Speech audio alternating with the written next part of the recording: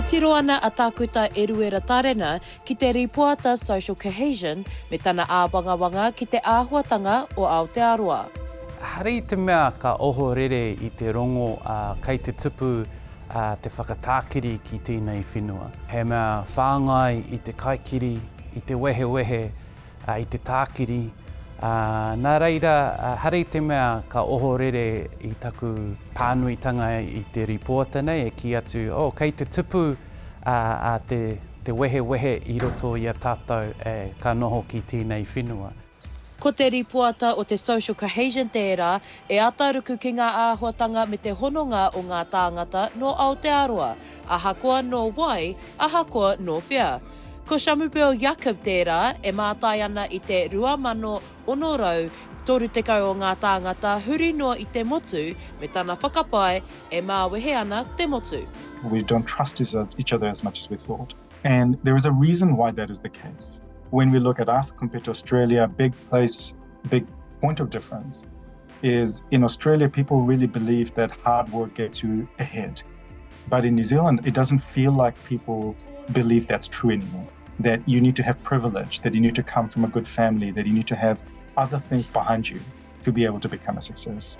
Tētahi āhuatanga pai I kitea, ko te whakapono nui o ngā hāpori Māori ki a rātou anō. Nā reira te piri, te oranga o te piringa o ngā hāpori Māori kei te tino whaihua. Ko te mate ke ia, te korenga o ngā hāpori Māori ki te whakapono ki te kāwanatanga.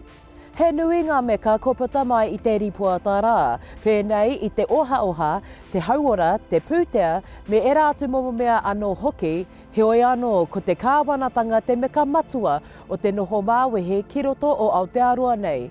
Ko tōna whātekau mārua pai heneti o tātou e whakapono ana ki ngā rawa. O te kāwanatanga I tēnei wā, heoi anō ko te kūwata o ngai Māori o ngai Pasifika anō hoki kia panoni ngā āhuatanga ki roto I te whareparemata.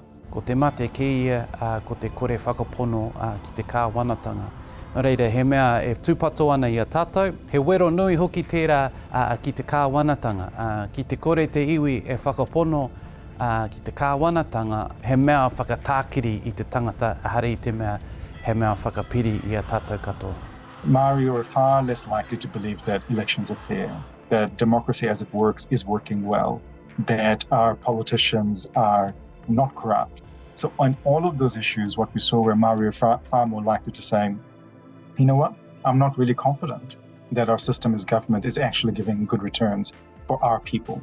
And when you look at the statistics, you kind of go, maybe there is something behind that. She's under attack!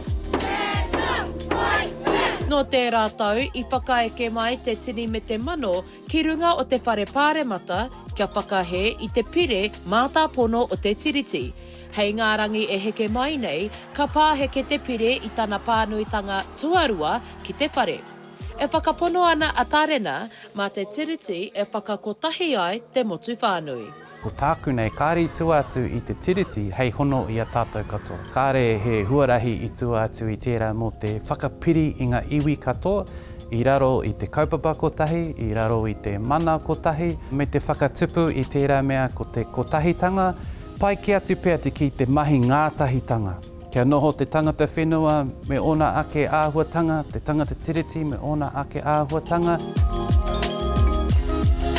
Ko te kotahitanga te whāinga, heoi, he mahi anō tērā. Shakayla Andrews-Alapaki, Tahu News.